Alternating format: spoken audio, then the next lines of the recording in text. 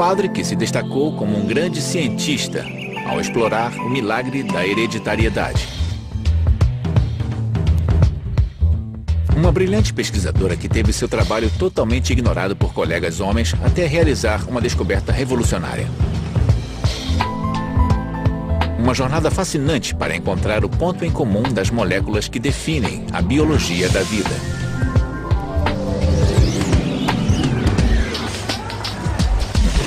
Um esforço científico sem precedentes de pessoas determinadas a esclarecer o mistério do que nos torna humanos. Estas são as grandes descobertas da história da genética.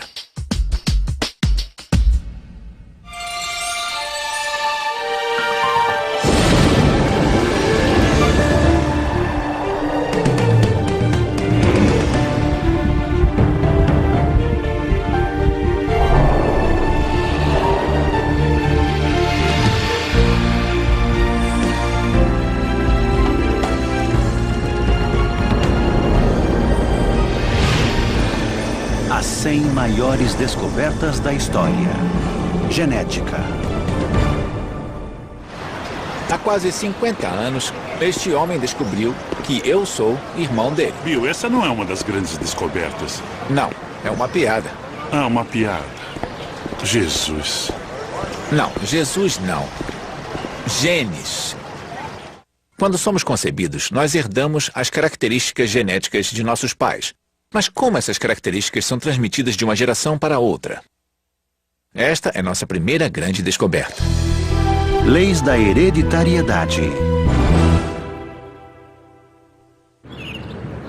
Em meados do século XIX, um monge da ordem de Santo Agostinho chamado Gregor Mendel analisou a questão da herança biológica com uma série de experimentos. Mendel possuía uma mente naturalmente investigadora e um profundo amor pela natureza. Seus interesses científicos incluíam pesquisas sobre plantas, meteorologia e teorias da evolução. Trabalhando em um mosteiro onde hoje é a atual República Tcheca, Mendel começou a cruzar diferentes variedades de ervilhas e a observar as características transmitidas. E por que ervilhas? Não porque era mais divertido.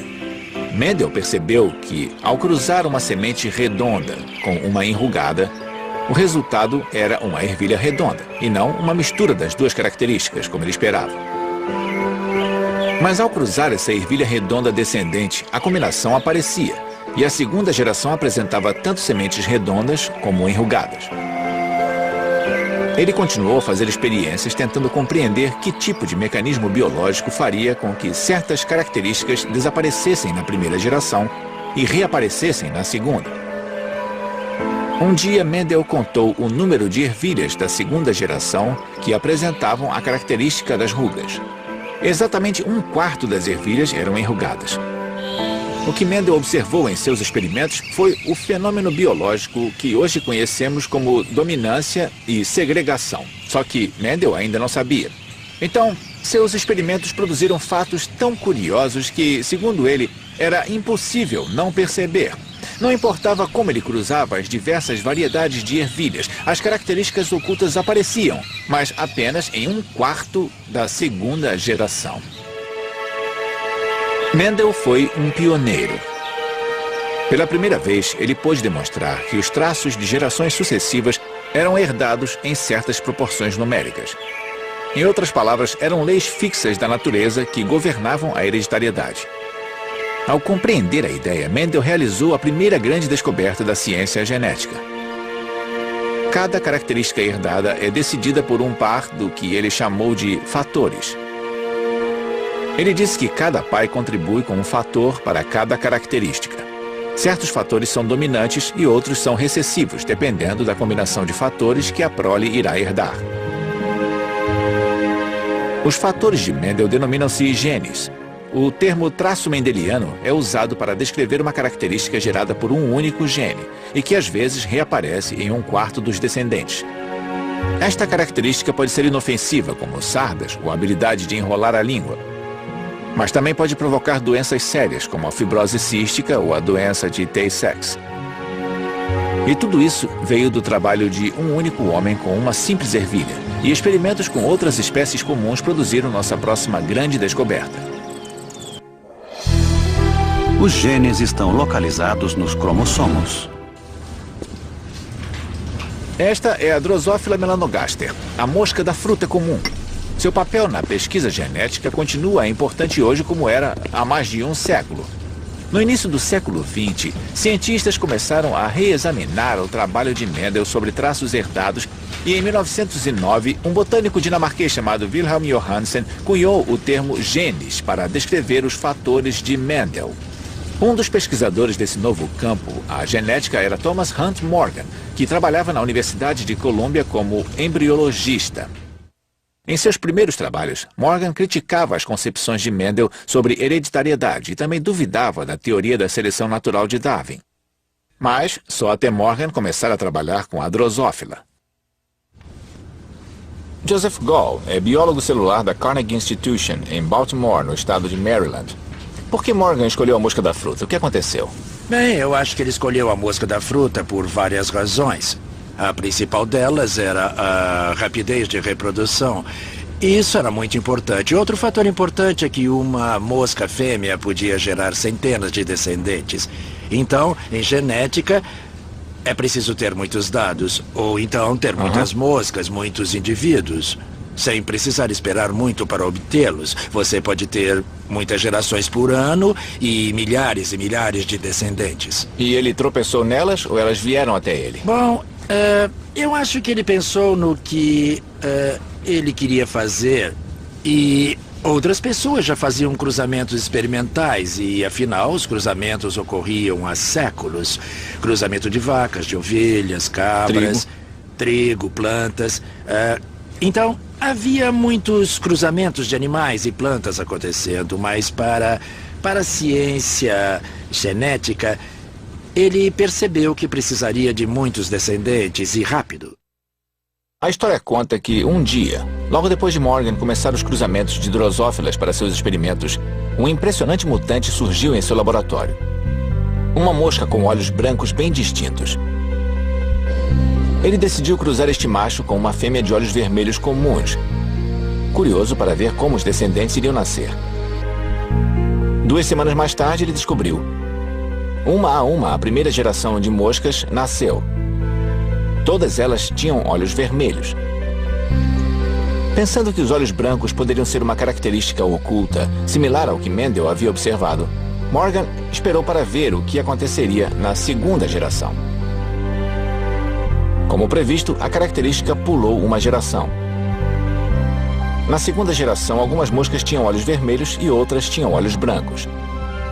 Mas Morgan observou outro aspecto. Todas as moscas com olhos brancos eram machos.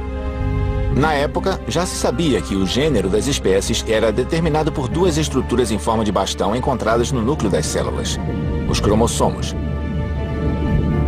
Por exemplo, as fêmeas humanas têm 2 cromossomos X. Já os machos humanos possuem um cromossomo X e um cromossomo Y. Morgan percebeu que o gene responsável pelos olhos brancos devia estar de alguma forma associado ao fato de que os machos têm apenas um cromossomo X. Isso significava que nas fêmeas, o gene responsável pelos olhos vermelhos em um dos cromossomos X poderia estar se sobrepondo ao gene dos olhos brancos no outro cromossomo. Para provar esta hipótese, Morgan cruzou milhares de moscas da fruta e estudou os traços herdados. As observações de Morgan foram absolutamente fundamentais para toda a genética, porque ele e seus alunos mostraram que os genes estavam posicionados em uma ordem linear nos cromossomos. Então, se pensarmos que alguma doença é provocada por uma mutação em gene que é hereditário, então, um dos detalhes que precisamos saber é onde está o gene no cromossomo. E, graças ao trabalho de Morgan, sabemos que o gene deve estar em algum lugar de algum cromossomo. Bom, as técnicas para descobrir onde o gene está se tornaram mais sofisticadas ao longo dos anos.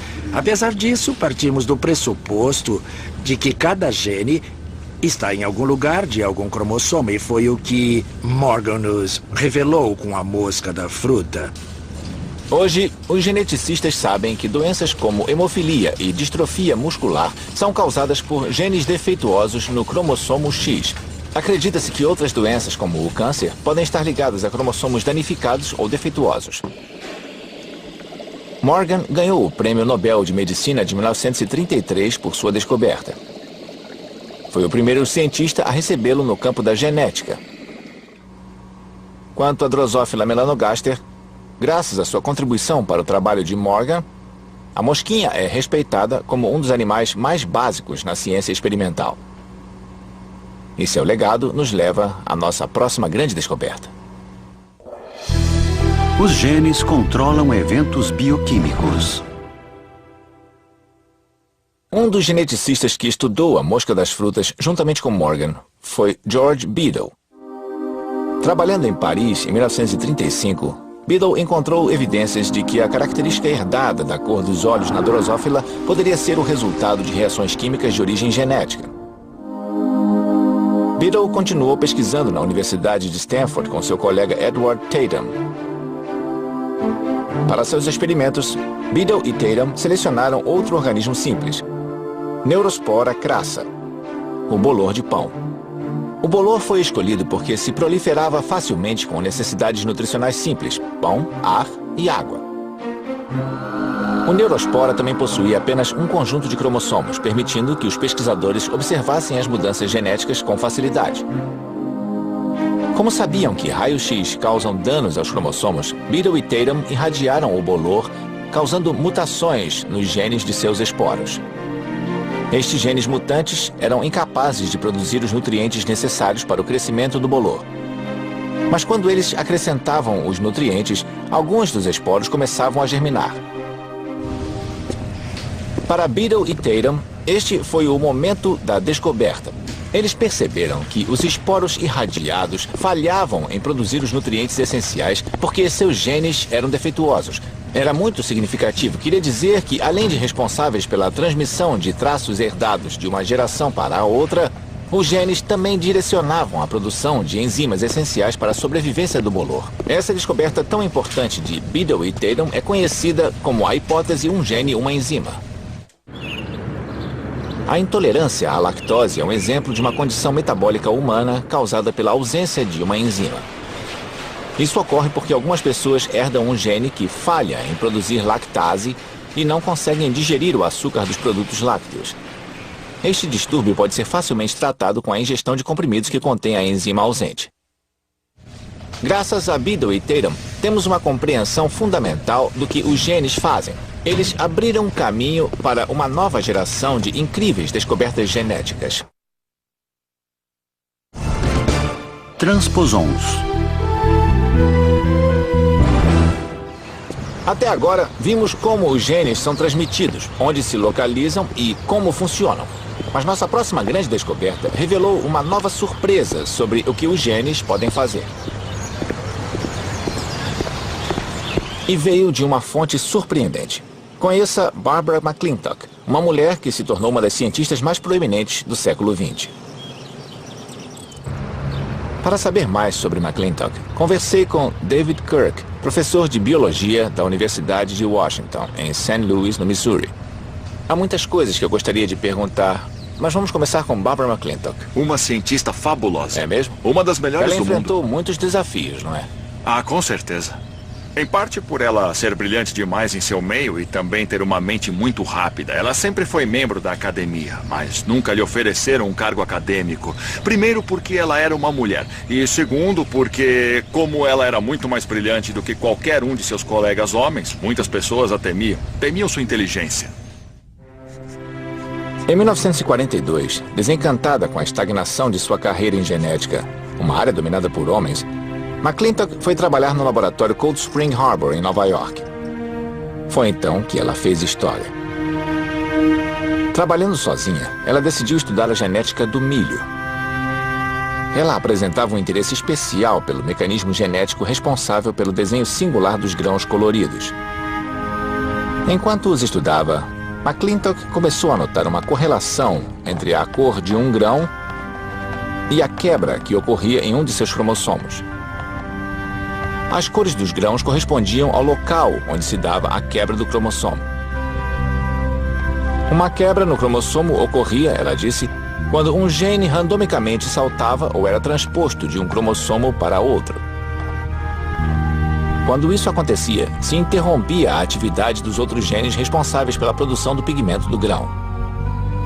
Naquela época, todo mundo pensava que os cromossomos e genes eram coisas muito estáveis, que apenas eram transmitidos de geração a geração. Ela descobriu que certos genes que estava tentando localizar nos cromossomos estavam em posições diferentes, em ocasiões diferentes. Em um pé de milho, ele estava em uma posição nos cromossomos. Em outro pé de milho, estava em uma outra posição diferente. Em uma terceira planta, ele podia estar em uma terceira posição. Como podia ser? Um único gene em lugares diferentes e plantas diferentes? Ela teve a percepção de que estes genes estavam saltando, indo de um lugar para outro, e isso foi uma coisa sem precedentes na época. Ela foi a primeira pessoa a ver o tipo de detalhe que está presente em cada cromossomo. Literalmente a primeira pessoa. Comparando a estrutura do cromossomo que havia visto em uma parte da planta com a aparência do grão de onde vinha a planta e a própria planta crescendo, ela começou a fazer essa associação contínua entre a estrutura cromossômica e o comportamento e desenvolvimento da planta. Então, ela pôde observar um cromossomo e prever a estrutura da planta quando adulta e depois plantar o grão de onde vinham os cromossomos. Ela também conseguia olhar para um único grão, ver os genes, ver os cromossomos. Ela observava os cromossomos e via a planta inteira. Ela era incrível. A descoberta dos transposons, ou elementos de transposição, causou muita evolução e revolução. Algumas mutações genéticas causadas por estes elementos estão ligadas ao câncer e outras doenças, mas eles também podem ser um mecanismo que leva os genes a se modificarem em resposta a mudanças no meio ambiente, estimulando a evolução das espécies. Hoje, sabemos que existem elementos de transposição nos genes de todos os seres vivos, desde as algas até os seres humanos. Um colega meu do pós-doutorado, que se chama Steve Miller, veio até aqui especificamente para tentar achar um transposon que pudesse fazer o que os de Barbara McClintock faziam no milho. Ele encontrou um, cujos saltos ele conseguia controlar. A transposição ocorria tão bem quando ele observava que ele lhe deu o nome de seu herói do basquete, Michael Jordan. Então, nós temos uma foto do Jordan enterrando uma alga Volvox no laboratório. É, o sonho de todo jogador de basquete, não é? Jogar Isso. com algas. Apesar de Barbara McClintock nunca ter conquistado a fama de Michael Jordan, ela teve sua notoriedade ao apresentar seus achados em 1951 em um congresso do laboratório Cold Spring Harbor. Seu trabalho foi ignorado e rejeitado.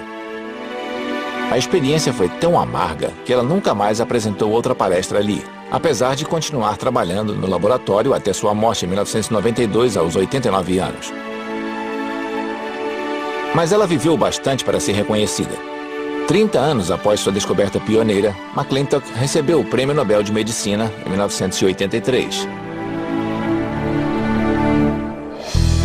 O DNA carrega um material genético. O laboratório Cold Spring Harbor também é o local da nossa próxima grande descoberta. Ela aconteceu aqui, em 1952. Os biólogos Alfred Hershey e Martha Chase estavam estudando os bacteriófagos, um vírus conhecido por infectar bactérias. Por meio de um processo chamado transformação, o vírus se apossa do mecanismo interno da bactéria e o obriga a produzir mais vírus. Os bacteriófagos consistem em dois componentes simples, uma capa proteica e, dentro dela, uma misteriosa substância que os cientistas conhecem há algumas décadas, chamada ácido desoxirribonucleico, ou DNA. Hershey e Chase queriam saber se era a proteína ou o DNA do vírus que carregava a informação genética. Usando duas substâncias radioativas, eles marcaram a proteína em um grupo de bacteriófagos e o DNA em um outro grupo. Depois, eles expuseram uma cultura de bactérias E. coli a estes vírus.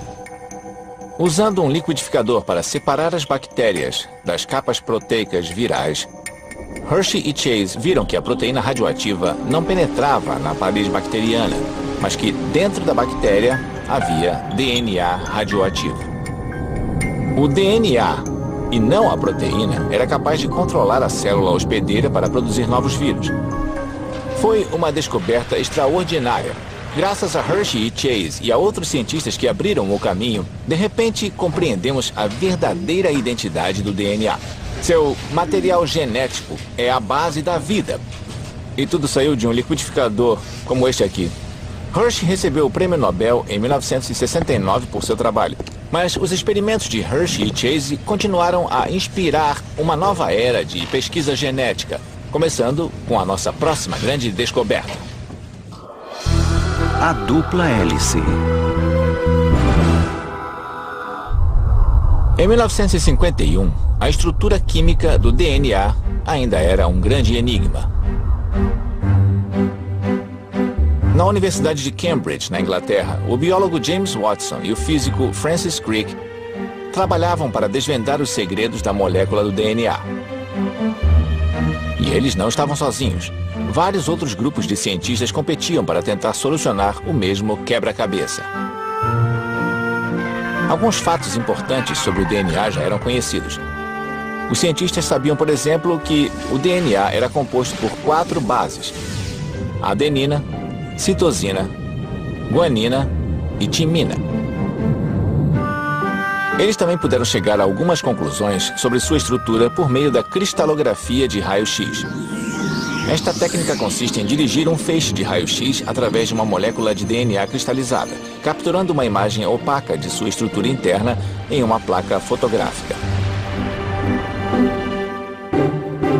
Equipados com esta informação, somada ao conhecimento da estrutura química, Watson e Crick começaram a construir um modelo tridimensional do DNA. Eu quis uma disposição em que houvesse uma molécula grande e uma pequena. E, de algum modo, elas deviam formar ligações. Aqui está o A e aqui o T. E eu queria que este hidrogênio apontasse diretamente para esse nitrogênio e consegui algo assim. Então ajustei o par para que este nitrogênio apontasse para este aqui. E ficou assim. Veja.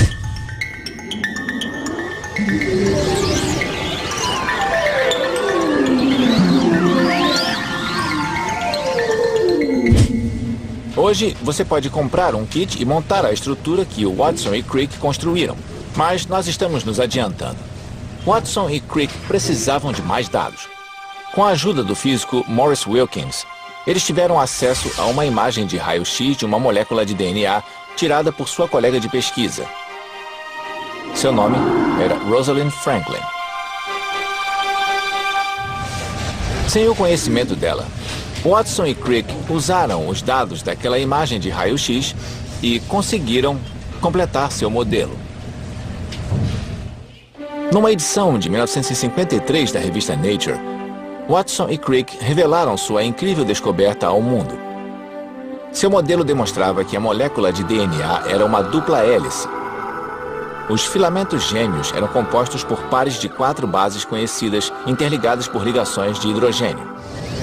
Toda a estrutura serpenteava como uma escada em caracol e era capaz de se separar facilmente, fazendo cópias de si mesma com a mesma informação genética codificada. Watson e Crick haviam vencido a corrida. A descoberta da estrutura do DNA provocou uma revolução científica. Ela esclareceu as fundações moleculares e bioquímicas da vida de uma forma totalmente nova. Abriu portas para áreas de pesquisa em outras grandes descobertas que antes pareciam impossíveis. Para Watson e Crick, a descoberta da dupla hélice com a ajuda de Maurice Wilkins lhes valeu o Prêmio Nobel de 1962. E quanto à colega de Wilkins, Rosalind Franklin? Apesar de sua contribuição para a descoberta, ela não foi indicada ao Nobel de 62. As regras dizem que o prêmio só pode ser concedido a uma pessoa viva. Rosalind Franklin morreu em 1958 de câncer no ovário, provavelmente em decorrência da exposição aos raios-x. Bem-vindos ao meu mundo. Esta é uma entre os trilhões de células que compõem o meu corpo. Este material na célula chama-se citoplasma. Este aqui é o núcleo da célula. No interior da frágil membrana nuclear estão longos filamentos de DNA. Como vimos, o DNA contém as instruções genéticas que controlam as funções metabólicas e a hereditariedade. Parece bem simples, mas o processo pelo qual esta transferência genética ocorre é sublime. É a história da nossa próxima grande descoberta. RNA mensageiro.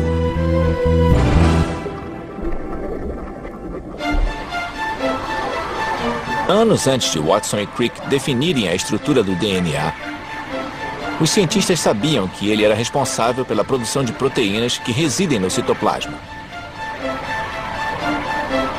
Mas ficavam intrigados pela forma como o DNA conseguia transferir sua informação genética para produzir proteínas através da parede do núcleo. A resposta ao enigma chegou por meio do trabalho coletivo de vários cientistas. E como em muitas descobertas, esta começou com uma suposição baseada em observação. Aqui podemos ver a produção de proteína de uma célula em vermelho. Os cientistas descobriram que as células com alta produção de proteína continham uma grande quantidade de RNA, uma substância similar ao DNA, mas com apenas um filamento, e não dois. Isso levou os cientistas a se perguntarem se o RNA não estaria envolvido com o funcionamento das fábricas de proteína no citoplasma. Para descobrir, novamente os pesquisadores recorreram aos bacteriófagos. Eles verificaram que logo depois de o bacteriófago injetar seu DNA em uma bactéria, traços do RNA viral apareciam na célula hospedeira. E a produção de proteínas começava a aumentar. Este foi o momento da descoberta. Era um tipo especial de RNA, nunca antes detectado. Quando seu filamento único penetrava em uma das fábricas de proteína da célula, ele transmitia a mensagem para a produção de novas proteínas. Os cientistas o chamaram de RNA mensageiro. Hoje, muitos cientistas acreditam que o RNA mensageiro e outras moléculas de RNA são descendentes das substâncias químicas mais primitivas da Terra, parte da sopa primordial que gerou o primeiro organismo vivo. O código genético. Como acabamos de ver, o RNA transmite instruções do DNA para a produção de proteínas. Mas o que era o código genético, a sequência de instruções que tornou este processo possível? Em 1961, o biólogo molecular Marshall Nirenberg e seu colega de pós-doutorado Heinrich Mattei realizaram uma série de experimentos para tentar sintetizar proteínas no laboratório. Eles já sabiam que existem 20 aminoácidos envolvidos na produção de proteínas. Em seu experimento, Nirenberg e Mattei trabalharam com o RNA. Assim como o DNA, o RNA é formado por 4 bases químicas. Em um momento de revelação, eles descobriram que quando 3 das bases se alinhavam em uma sequência específica chamada códon, um aminoácido específico era gerado. A ordem dos códons é a instrução para a produção de proteínas. Hoje, Marshall Nirenberg é cientista pesquisador dos Institutos Nacionais de Saúde dos Estados Unidos. O que isso significa para mim, um cidadão que paga impostos? Bom, isso significa que o RNA é transcrito do DNA. O DNA é copiado dentro do RNA e o RNA contém a informação que determina a sequência de aminoácidos e proteínas. Então, o que você herda dos seus pais é a sequência de letras do DNA. Essa sequência determina como você sintetiza, como você produz todos os tipos diferentes de proteínas necessárias à vida. Elas me formam. Formam a você, formam a mim. A descoberta de Nirenberg e Mattei foi o primeiro vislumbre do código genético. Uma espiada no vocabulário secreto codificado em cada molécula de DNA, tornando-a capaz de instruir a síntese das proteínas. Nos 5 anos seguintes, Nirenberg conseguiu decifrar os 64 códons que abrangem todo o vocabulário do DNA.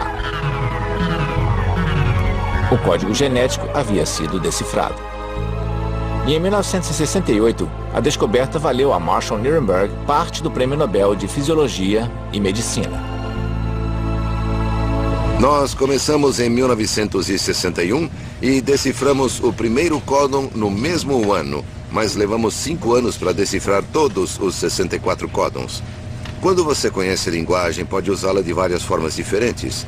Podemos sintetizar RNA mensageiro ou DNA e podemos ler, podemos traduzir, decifrar o DNA e a sequência de bases no DNA, todo o trabalho já realizado para decifrar o genoma humano e o genoma de outros organismos também. Tudo se baseia em conseguir traduzi-lo em proteína, aminoácidos e proteínas. E como foi fazer esta descoberta? Foi como entrar em uma loja de brinquedos. Podíamos fazer virtualmente qualquer coisa. Podíamos decifrar o código genético. Todos os seres vivos têm o mesmo código, não é? Isso. Existe um código que é usado por todo ser vivo neste planeta. E é a mesma... Basicamente, é sempre a mesma linguagem. E quando nós descobrimos isso, eu sabia de tudo. Tudo sobre Darwin, tudo sobre evolução. Mas isto causou um impacto muito grande. O que aconteceu? Eu olhei pela janela e vi árvores, vi flores, vi um esquilo. Todas as formas de vida deste planeta estão ligadas. Todos nós derivamos de um ancestral comum. E todos os corpos, todos falam a mesma língua. Isso teve um impacto profundo em mim. Enquanto Watson e Crick identificaram a estrutura do DNA, Nirenberg e Mathai revelaram como a sua estrutura funcionava. Enzimas de restrição. Os avanços que levaram algumas das descobertas que vimos poderiam nunca ter ocorrido sem estes organismos familiares, os bacteriófagos. E nossa próxima descoberta também dependeu deles. Durante décadas, acreditou-se que as bactérias eram completamente vulneráveis à invasão dos bacteriófagos. Mas na década de 1950, pesquisadores identificaram uma falha nesta visão. Na verdade, certos tipos de bactérias se mostraram resistentes à infecção por bacteriófagos. Como isso era possível? A primeira resposta foi fornecida em 1962 pelo microbiologista Werner Arbor. Ele descobriu que algumas bactérias possuíam enzimas que resistiam ao vírus, cortando o seu DNA viral em pedaços. Isso impedia o vírus de dominar a bactéria.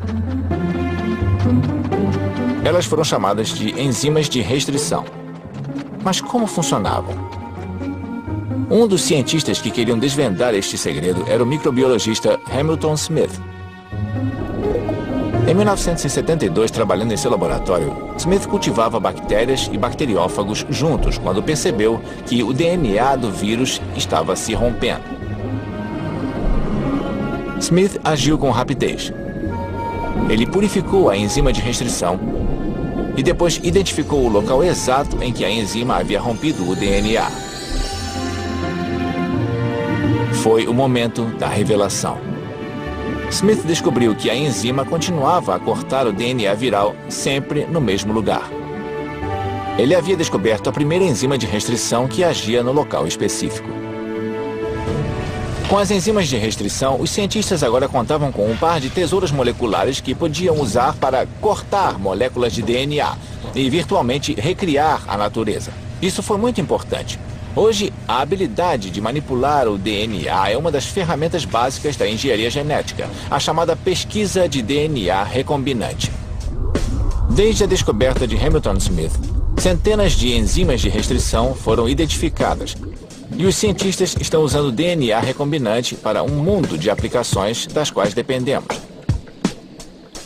Desde a criação de medicamentos mais eficientes e baratos, até a produção de insulina humana para os milhões de diabéticos em todo o mundo que precisam de sua dose diária.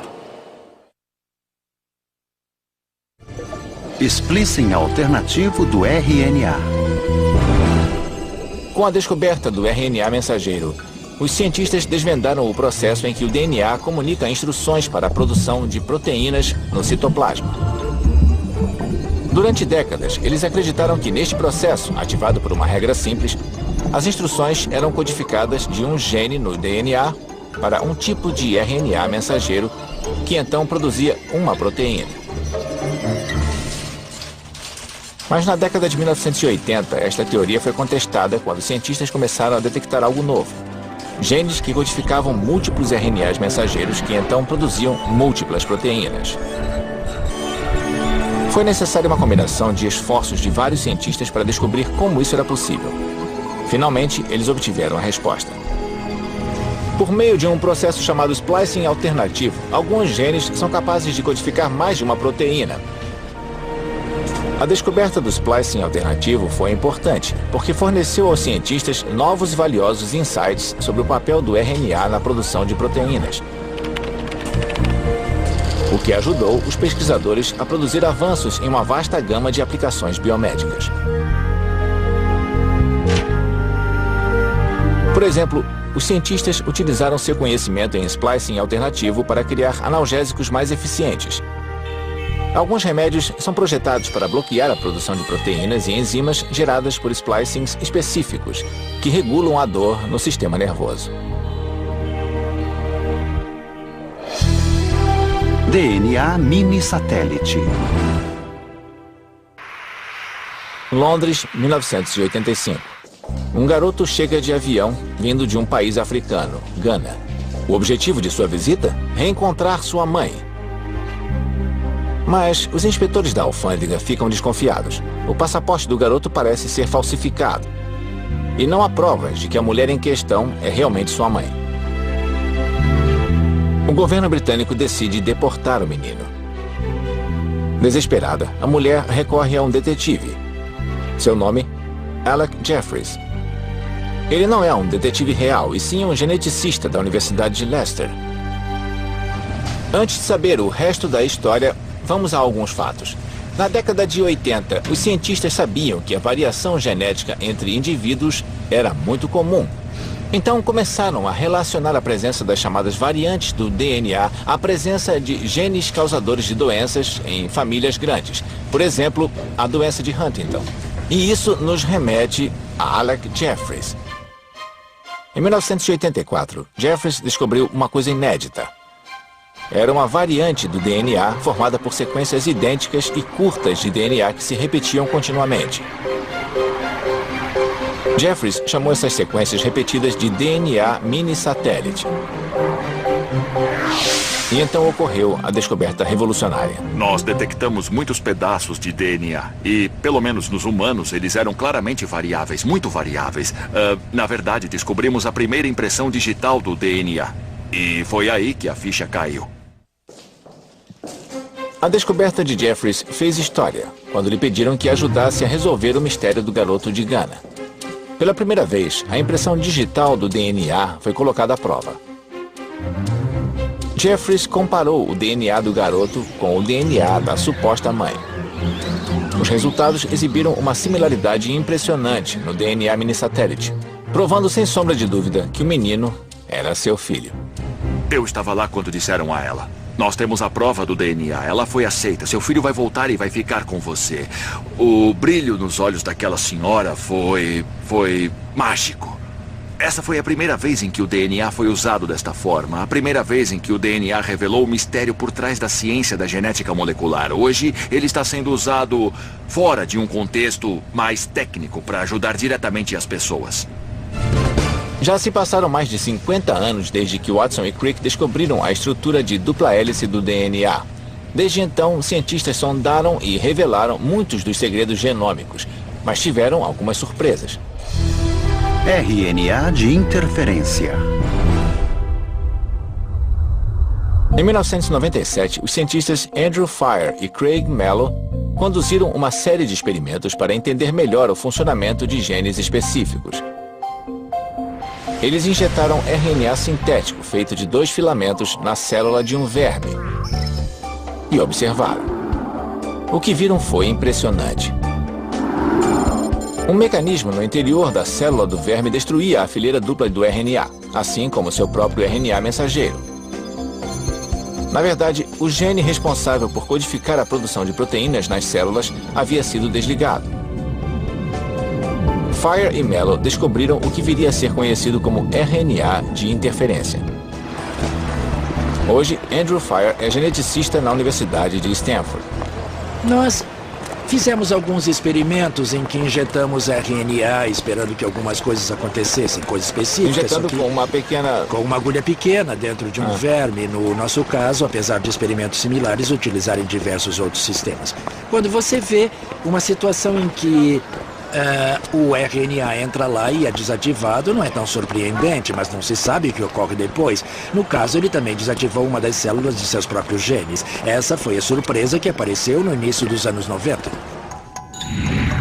A descoberta do RNA de interferência foi um marco. Ela forneceu aos cientistas uma nova tecnologia potencialmente poderosa. O que o RNA de interferência significa para o futuro? Quais são as aplicações dele? A primeira é realmente compreender esse novo mecanismo biológico. E o que silencia os genes? O que ativa e desativa os genes. A segunda é poder ter um aspecto geral do que os genes fazem. Observar a função do gene usando esse tipo de mecanismo. E a terceira seria um tipo de santo graal da genética. Podemos usar a descoberta de modo terapêutico? Podemos curar doenças, resolver talvez? interferências presentes? Curamos com ele?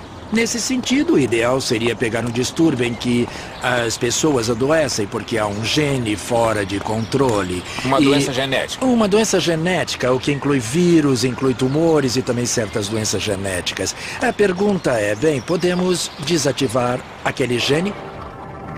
Este santo graal da aplicação terapêutica em humanos ainda está distante. Mas a descoberta de Fire, o RNA de interferência, abriu o caminho para uma nova geração de avanços que salvarão vidas. 25 mil genes. O mistério do que nos torna humanos foi parcialmente desvendado com a descoberta do código genético. Mas a outra parte da resposta está em nossa próxima grande descoberta. O sequenciamento da nossa identidade genética completa, o chamado genoma. O esforço ficou conhecido como a maior colaboração científica da história. Mas começou como uma corrida entre duas equipes que competiam para ser a primeira a sequenciar o genoma humano. Em 1990, as equipes uniram forças. Craig Venter era um dos chefes de equipe. Como tudo isso começou? O que o levou a sequenciar o genoma humano? Eu comecei minha carreira procurando por um gene. O gene do receptor de adrenalina no cérebro e no coração. Eu levei 10 anos para obter apenas um. A opção era observar o genoma humano inteiro, mesmo sem ter conhecimento a respeito. Conhecíamos somente algumas centenas de genes na época. E especulavam que talvez houvesse 300 mil genes. Era a informação mais importante de toda a humanidade. E nós não sabíamos nada sobre ela. Em junho de 2000, as duas equipes estavam prontas para fazer história. O dia de hoje é um marco histórico. Nos 100 mil anos da história da humanidade. Anunciamos pela primeira vez que nossa espécie pode ler as letras químicas do nosso código genético. Então, o que você descobriu? Bom, a primeira coisa que descobrimos é que havia apenas uma pequena fração dos genes que alguns cientistas previam. Em vez de 300 mil, encontramos 26 mil. Então percebemos que a diferença entre dois humanos é consideravelmente baixa. Somos quase idênticos uns aos outros. Depois sequenciamos o genoma de outros mamíferos. Sequenciamos o meu poodle, o shadow, e obtivemos o genoma canino, o genoma de espécies diferentes de rato. Agora estamos fazendo o genoma de um macaco. Descobrimos que todos os mamíferos compartilham a maioria dos genes na mesma ordem, os mesmos grupos de genes. Eles apenas se movem de um cromossomo para outro. E para onde todo esse sequenciamento vai nos levar? Bom, eu afirmo desde o início que ele estabelece uma base inteiramente nova para a ciência. As pessoas esperam curas milagrosas e acho que há um certo exagero nisso. Mas eu levei uma década para descobrir um gene receptor de adrenalina. Foi onde tudo começou, não é? Isso mesmo. Agora, qualquer cientista, qualquer estudante do mundo que tenha acesso à internet pode fazer esta mesma descoberta de uma década em 5 segundos ou menos. E ainda nem sabemos as funções da maioria dos genes. Então, nós fundamos uma nova base ao dispor esta informação. Nós já conhecemos a estrutura dos genes.